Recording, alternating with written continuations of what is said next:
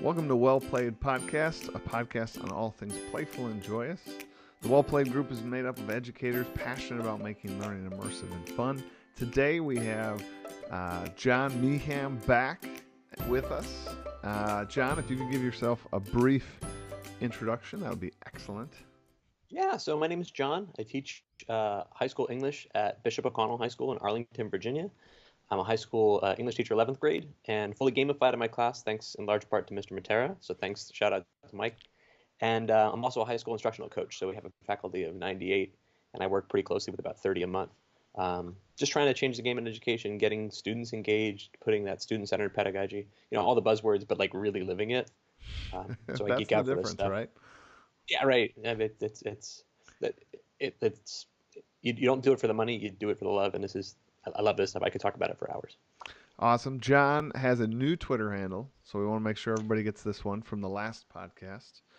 John, you want to share that? Sure. I'm Meehan EDU. I find that I go to so many conferences. It's the easiest way to meet with people. So if you look on Twitter, it's Meehan. That's MEEHAN. EDU, like education. So let's hang out. Let's talk. Awesome.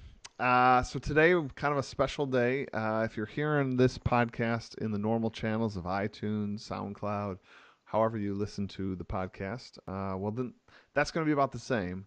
But John and I are doing this. This is episode 53, a new year. I thought I'd try something new. You can now get this if you want to see John and I talk this through. It'll be up on my YouTube channel on one of the playlists. It'll just be a well-played playlist. And it'll be the exact same content that's on the podcast. But if you want to see our lovely faces, join us. Check it out. Michael, I got to tell you, I'm with my face on the podcast. I'm nervous because I'll do a lot of like visual, like nodding, and that's great. They can't hear that on the recorded version on the internet only. So I got to make sure I'm sort of doing both. And I'm Italian, so I talk with my hands. So we'll see that I. No, me too. You'll see a different well played if you watch it versus listening to it. So. Well, without further ado, I am really excited. John approached me with this topic, and he hit right in the heart. The topic today is going to be all about Zelda, and I think if you're like super nerdy like me, you're going to love this. But I also think even if you've never played Zelda, I think there's some things to glean from this conversation. So, I hope you stick with us and check it out with us. So yeah, I mean, it may be the perfect video game, and it has so much staying power over 30 or 40 years of just like there's something about it that strikes the cultural zeitgeist. It is an all-time favorite. I can't tell you how many times I'll play the 8-bit version and go back and play it again and again and again. And even it's Breath of the Wild is powering the sales of the the new Nintendo systems.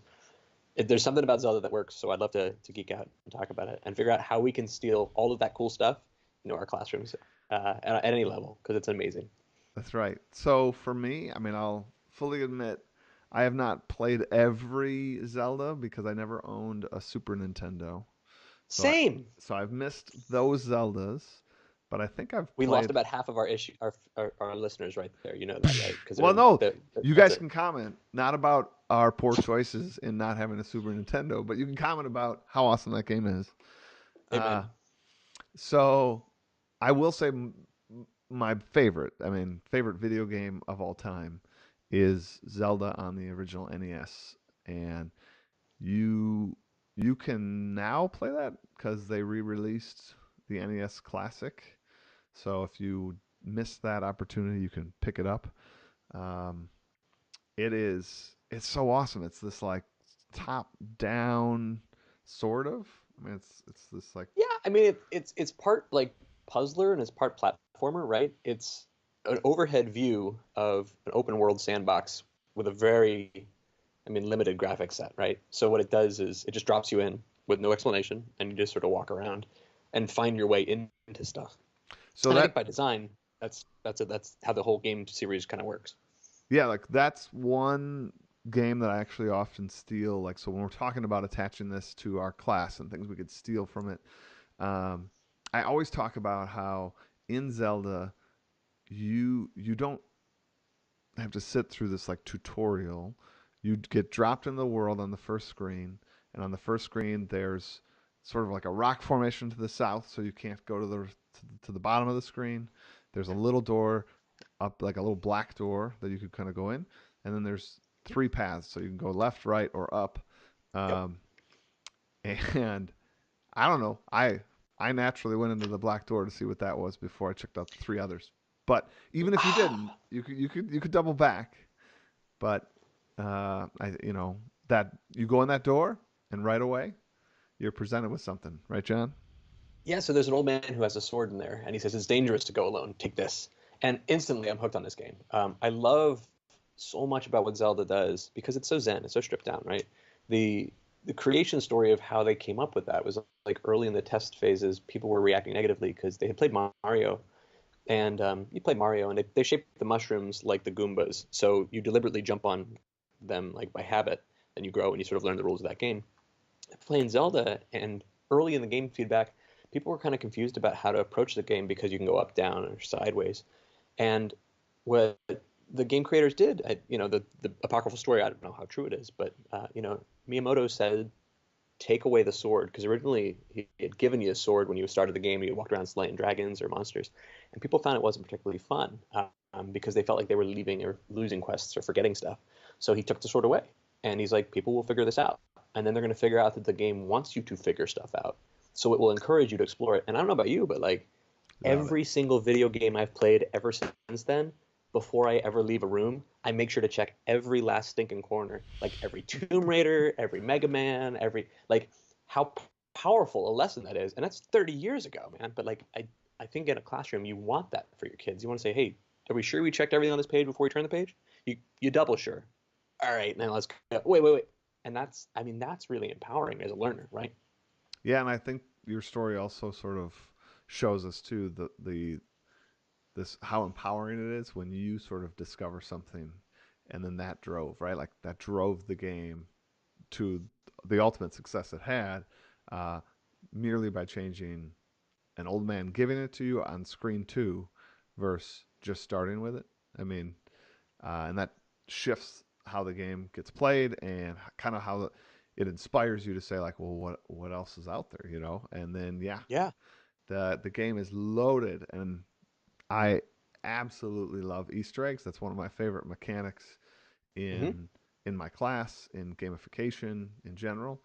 And that game's loaded with Easter eggs. So I mean, I remember when I got the blue candle, and the Hmm. blue candle only lets you like light a fire once per screen, so you'd have to let it Right. go off the screen then back on the screen. And I burned like every darn bush like imaginable with my stupid blue candle, not realizing that later in the game there's going to be a red candle that you could just A red burn. candle. Right, so like And then you're kicking yourself like, man, if I would have had that earlier, would have saved myself hours. literally, literally days, man. Like, there's so much time in that game you spend just pushing stuff. Like, and again, I always thinking with my teacher hat on. Like, when I play video games now, I can't stop. I can't leave work at work, right? So I come home and I play Madden. That's my game, and that's not today's podcast. But like, I think about it like a teacher would think about it. Like, well, what is this game teaching me? What is it rewarding me with? What is it encouraging me to do? And I Yeah. think that Zelda, like, it says, I don't know, just try stuff, just push stuff, just burn stuff, just try to walk across stuff. The first time you figure out in Zelda that you have like the ladder bridge that works for exactly one square of water walking, you're like, what? Now I could walk across water? I mean, not very far, but it's like that candle thing. Now you're like, well, let me try go back to that river I saw maybe And your 15 mind minutes ago. instantly Wait, like goes back to like 100 map yes. screens, and you're like, oh, do remember seeing this little thing off the water and this other little thing that I just kind of ignored the whole game. Now it's like, So where was that? How can I get back to that? So you mentioned map screens. I want to ask that question both as a teacher and as I think we're probably on the oldest end of what millennials could be, right? Right between that Gen X or millennial thing. Like if you're in your 30s, it's a coin flip depending on who is doing the math for it. Um, did you, like me, go to the library because we didn't have a subscription to it and check out Nintendo Power Magazine so you can get Zelda maps? I have to admit that I didn't, but this is because my neighbor had Nintendo Power, and Okay, so we would just geek out in the basement and just read a bunch of these things and study them and but that read, read, but read, what read, I read. love about those maps is if I didn't have access to the Nintendo Power, I would try to draw that stuff. Like I would draw like on a piece of paper, like I gotta take notes on this. Like where is the level 4 temple, or where is the mountains? And I'm doing more work than the game ever asked me to do, because it's not insulting my intelligence. It's like, I don't know, figure it out. And so like it's designed to be shareable, right? Yeah, and it's encouraging that exploration, or like the word I used at the start of the podcast. It inspires you to do that, to go that extra mile. Um, I just the game is just perfect, people, and I would have to say, like, if there's something that I would credit with some of my early gamification ideas is, and I wouldn't say that I was consciously thinking of Zelda when I did them, but like if there's something that put these mechanics in my head in a way that just like crystallized them and they were there, it's Hmm. Zelda. Like I said, from the Easter eggs, from the notion of like not boring you with a long tutorial and just throwing you in, um, through like I often tell people at my presentations is that when you're coming up with items for your game, some teachers really struggle with this notion of like giving out items or how to build out items, and it's really just a series of, like I just talked about the candle. Hmm. You create some sort of item, and that item usually has some sort of limitation. So like maybe you Right. can only use it once. On this case, it was once per screen, and then you had to go back and forth, right? And then you instantly can kind of produce the second item, and that is the candle that no longer has that problem, right? Yeah. So And you said it in a past podcast too. Like you think at the end, you would design with the end in mind. Like I'm just going to design the red candle, which gives the kids the ability to burn things at all times. But then you're like, what if I just gave them a single use version of it? Then they're geeking out over a single use version of the thing that you were like, I mean, I was planning on doing the whole hog version of it. But that's exactly. cool because it adds that incremental like excitement, right? And I think that in classroom design, and that doesn't even have to be in a gamified classroom. Like you don't want to give away everything. I think that's when teachers think about gamification. They think about extrinsic rewards so much, like, oh, I just got to get a big bag of candy. Like, your kids are going to do a cost benefit analysis real quick. It's right out of, I think, Dan Pink's book, Drive. Mm-hmm. He talks about intrinsic versus extrinsic motivation. And, like, if you promise everybody at work, hey, guys, you have to stay late, I'm going to go ahead and get everybody, gift cards or dinner. People do the cost benefit analysis, and they're like, nope, not interested in dinner. I got dinner at my house. I got my family. See you later. But if everybody stays and you're like, I just need a handful of people to stay, and then as they're staying, like, come on, I'll buy you dinner. It's different because they're motivated by the task itself, not by that dangling carrot. And Zelda's really, really good at, instead of just in case you ever might think to need this thing, I promise it's the big present. Like Right. you never get the whole Triforce. Like you're always working towards that, and it's just like, hey, good on you. I'm paying attention here. Here's a little thing to kind of reward you for the work that you've done, which makes you feel smart. Well, you even said too, it's like a platformer and a puzzler. So some of it is it's an unlocking of something, and the items or the power ups, that it isn't so much extrinsic as it is a measurement. I mean, it's like showing you that you have gone through more of the game, and it unlocks different abilities, which unlocks more potential for future puzzles to be solved. Like some of the puzzles would be impossible without the like silver boomerang. Like you need it. So Right. like I feel like sometimes gamification, when it gets just lumped into that like intrinsic versus extrinsic reward thing, it's the most base version of Yeah. gamification. And like when you and I are talking about trying to make Zelda in our classrooms, we're not talking about the Hmm. base version of gamification. No, I mean, I think something else that Zelda does really well is the power of myth, the power of story. Like, I, the idea of like the hero's quest. I was gonna say it's the There's hero's something about it, journey, man. It's like, awesome. and as an English teacher, I'm going to geek out here. Like, so Zelda Fitzgerald, F. Scott Fitzgerald's wife, is the namesake of the Zelda princess in the Zelda franchise, which is so cool because I teach literature, and I geek. People are watching on TV. I got my 1984 T-shirt on today. That's Um, well but played. well played. I was hoping for the Matera. I love it, but I I didn't get the love 11. So I'm going to see if I can push for that later. But in addition to that, the main character's name is Link, and he's called Link because the etymology of a link is something that connects one world to another world. And we never hear him talk. Everybody else around him talks, all the good guys talk, all the bad guys talk, all the helpers talk, but you never hear Link. And even up till now in the series, they're very hesitant to put any voices out of that character other than like an odd like hiya when he's like chopping down trees, because he is you. I mean, you are Link, and that link into the game is like this person is the avatar through which you will come to see the world of this story. So like we don't know this character's backstory. We know the backstory of everyone else around this character, and it's really immersive because it makes you feel welcome to that world. Like, my wife is a music teacher, and she says so much of good theater is that this character knows what they were doing 3 minutes before they came on stage, and then 3 minutes after they went off stage. It's not like they were just created for the sake of this scene to be moved forward. And like later games, like the Halo series, do a fantastic job of these really rich mythologies and kind of pull people in. But when your students are welcome to the world of your English class, your history class, like, does a new unit feel like it was just started fresh on Monday and it's like, well, this is arbitrary. We started this book, now we're, or does it feel like you're welcoming into this sort of rich, connected world, and that almost like Ryan Howard in the first season of The Office, like you're just the everyman who's being introduced to these characters who were here for hours and hours, or days or weeks or years or years.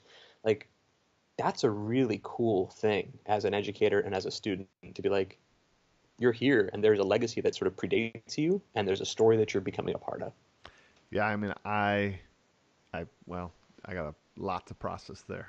Go you, ahead. you shared a I, lot, but I mean, going back to the story of Zelda and Link, who out there? I mean, I challenge any one of you that are listening to this or for the first time watching this. How are you not like that? Kicks butt. This is the greatest game of all time, right? I mean, that's fantastic. I got to admit, I did not know all of that you shared. Um, this and is what I do, Michael. it I was hang out on the like internet. I'm just sitting there thinking like, this is ridiculous. This is super awesome, right? Super awesome, off the charts. So I hope all of you took that same takeaway on that, and then to sort of talk about as teachers and designers of an experience, it's got to be that invitation. It's got to be something greater than just the unit starts Monday and here's your sort of unit syllabus. um, and we miss, I think, such an opportunity because our students, to our students are like Link, right? They are in that moment in your world that you created, whether you gamify it or not. Like, you're creating an experience. And the more that I talk about gamification with people, the more I've done these well plays, the more I've just immersed myself in this. What I realize is we are all on some level should kind of be doing gamification, because good gamification is about building experiences that are like lasting, that are welcoming, that are transformative.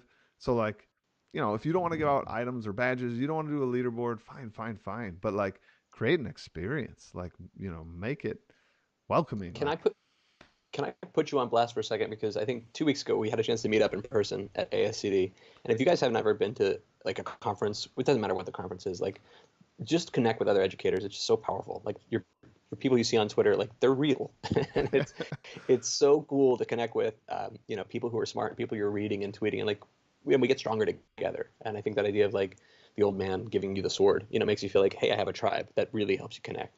But can you tell the story about how you welcome students to your class, and you told the story about your dashes, like welcoming students oh from yeah. like. Can So you tell that story again for the listeners? Because it was awesome. yeah, so I mean, I just kind of trying to pitch to the audience that, look at the difference between this. I could start my year off with saying, "Hey guys, you're my world history 6-1. You're my favorite dash. I promise. Like, I love you guys." Or I could say like, "Welcome. You guys are the House of Illyria. The former Illyrians have come and gone. They've left their legacy. They slogged through this year. And last year they accumulated 500,000 points through all sorts of quests and activities. And now it's your turn. They can't help you anymore. They can't do it. It's your time to shine. It's your time to bring it." What kid's not gonna like hear that and be like, I'm in, right? Like, that's the I Zelda just moment.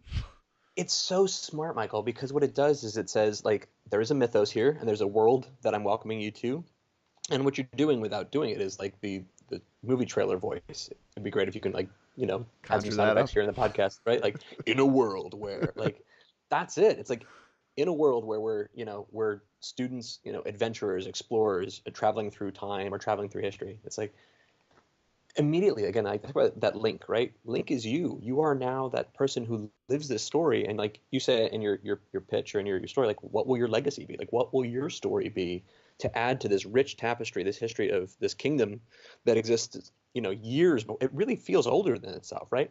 And there's something that's beautiful about that, because as a learner, you want your learning legacy to be more than just the grade you got in your classroom. Right. I mean, I think that's it. And I think all kids, all students, even adult students, I mean, I would say this even of college, like you you actually want to be inspired by more than just the grade, more than just the I need to write this paper. It's human nature to want to be a part of something bigger. Uh, so let's widen that experience a little bit and add a little drama to it. So let me ask about drama, because we're talking about this maybe as the case study game. There are things about Zelda that drive you batty, um, and I don't think that's a bad thing. I think it's important that a good learning experience. You think about a rubber band, right? If it's too loose, there's no function to it. If it's too stretched, it'll snap. You want that sweet spot of tension where it's just a little harder than what it's supposed to be. Um, and I'm looking at what gamification looks like with that. The idea that I heard it, and I don't know where it was. I think it was in maybe it was in Boston. I was in Boston. Maybe it was your session. The failure rate of games and platforms. Were you the one who were talking about that? Yeah. Like they build in a failure rate of like about 80% of the time they want you to fail at this game. Yep. Um, that's crazy. If you built a classroom experience and you're like, oh yeah, 8 out of 10 of you guys won't pass it on the first try, like everyone would lose their mind. But like Zelda is designed to frustrate the heck out of you and say, haven't got it yet, huh? All right, what are you gonna do next? A What do you, good like? Let's problem solve. a good example of building that into Zelda is I think Zelda's got to be I'm sure I'm wrong on this, but it'd have to be one of the earliest open world games where you it's not leveled out like Mario was, where you had to do level 1 then level 2. It's just like here's the map and you may stumble Correct. into level 3 castle and then all of a sudden like you do need like some special sword in that one and you are just going to lose and lose and lose and lose and the game's not going to tell you like Yes. you need a special sword. You just have to kind of decide maybe I shouldn't be in this temple yet. Like Right. I gotta Like get out. when, and I mean, like in an early RPG, it's doing this thing where it's like you can go there if you want to. I mean, Yeah, see what happens. probably a And poor like, choice, but yeah, you but can go like do it. I'm gonna let you go, and I'm gonna let you fail, and I'm gonna let you burn every bush in a forest for 4 hours, and I'm gonna get you like you're gonna try again and again to stab that old man who gave you the sword because you just tried stuff in a game. It's like Yeah, shooting the dog in Duck Hunt. Like you're just gonna try it, and certain decisions in this will be totally fruitless. But it's this random reward, which again goes back to good gamification. Like it's why slot machines work, right? If you won every time, you just push the button. There's no joy in that. But yep. if it's that was really hard and that shouldn't have worked and it did work, darn it! Now I'm gonna spend 3 more hours like Hoping the to get Lost that same. Woods or the Water Temples. I mean, like it's you get that rush and you're like, and I feel really smart because I solved the problem that was hidden in here. And like there's a lot of people who are playing who couldn't solve that problem. And I get to brag to my friends on the playground about it. I get to put it on my map. I get to tell my brother, oh, I found a code or an unlock. Um, and then you swear to your cousin, look, I want to show you this thing, and it doesn't work the second time. Like I promise it worked. Like that's it's really really cool that the game is designed with that in mind. Yeah, those Lost Woods were frustrating. That was one that I thought I could replicate and then I couldn't replicate.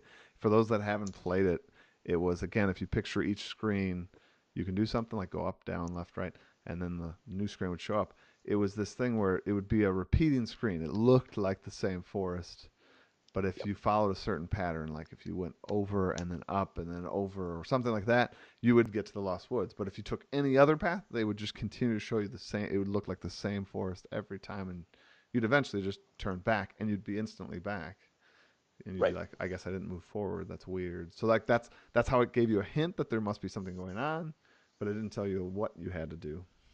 Well, and what a clever metric. And I'm wondering, like, as we game jam stuff, like is there a way to put something like that in your classroom where it's like, oh, this is impossible, and it's going to frustrate the heck out of a lot of people. But like a Rubik's cube, if you spend enough time, you learn the pattern of it, and it's like, oh, wait a minute, like when Neo starts to see in bullet time, like then the whole game slows down and you start to see the entire matrix come into focus. Hmm. Like, is there something that we can do as classroom educators that is mimetic of that same style of, I don't know, just try it and you're going to get stuck. It's a like a logic puzzle sort of thing. I don't know. I mean, like I said, I haven't done it yet, but I loved in the game and what you were saying too about the failure rate, that game, while it frustrates you, it also shows you some of the best aspects of gamification. Take that sort of dungeon example.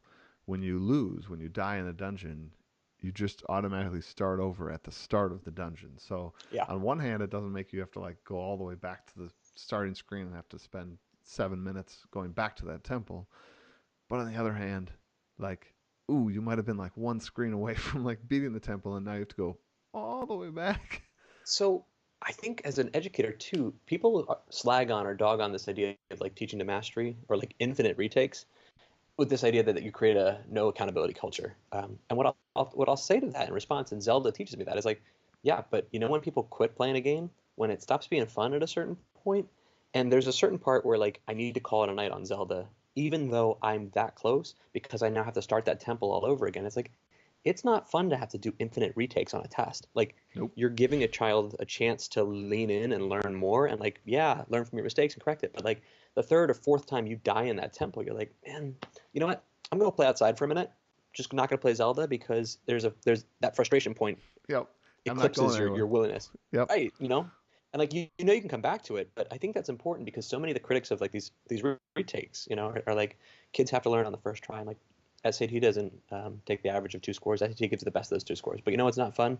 Losing a Saturday and going to school and stressing out and having to sharpen number two pencils and fill in bubbles. So at a certain point, the game itself, because it is time prohibitive, or like that restart at the start of a dungeon thing is like, Yep. now there's a cost to this. I'm not there are consequences, but it's not, you know, the end. And I think that that's a great thing for us to remember as learners and as teachers. So basically, Zelda's the best. Yeah, I mean, without a doubt. And I think that the legacy that it inspires is it's because it has a strength of a story. Like I love a lot of games for the Nintendo that just never really kind of took off. If you never played Solstice, it's an awesome like overhead like three-quarter view platformer. It's great. It's puzzles, and I think they had like a sequel for the Super NES called Equinox. It's like Zelda with better graphics, but it doesn't have the legs. I love Kid Icarus. No one seems to love Kid Icarus. I love Kid I Icarus. I think love it's a Kid great Icarus. game. In fact, I have a whole presentation themed around Kid Icarus. Is that right? Oh my Yes. gosh, I need to get my hands on that because it's like the forgotten Nintendo game. Like I just think it's awesome. Um, and I love there's a great racing game called Galaxy 5000, which is very late in the Nintendo series, but it's Mario Kart before there was Mario Kart, and like you're a space blasting thing, and you kind of blast away spaceships, and you repair them or you level up between races, which is cool. But none of these things are people's favorite game. Like they don't endure 30 years, you know, Yep. generations.